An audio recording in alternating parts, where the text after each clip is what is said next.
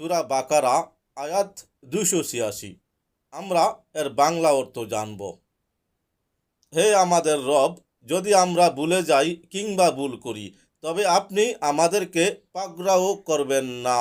হে আমাদের রব, পূর্ববর্তীদের উপর যে গুরু দায়িত্ব আপনি অর্পণ করেছিলেন, সেরকম কোনো কঠিন কাজ আমাদেরকে দিবেন না। হে আমাদের রব, যে কাজ বহনের ক্ষমতা আমাদের নেই, এমন কাজের ভারও আপনি আমাদেরকে দিবেন না। আপনি আমাদের মাফ করে দিন, আমাদের ক্ষমা করুন, আমাদের প্রতি রহম করুন। আপনি আমাদের মাওলা, অতএব কাফের সম্প্রদায়ের বিরুদ্ধে আপনি আমাদেরকে সাহায্য করুন। সূরা বাকারা আয়াত 286। আসুন আমরা আয়াতটি শিখে তেলাওয়াত করি।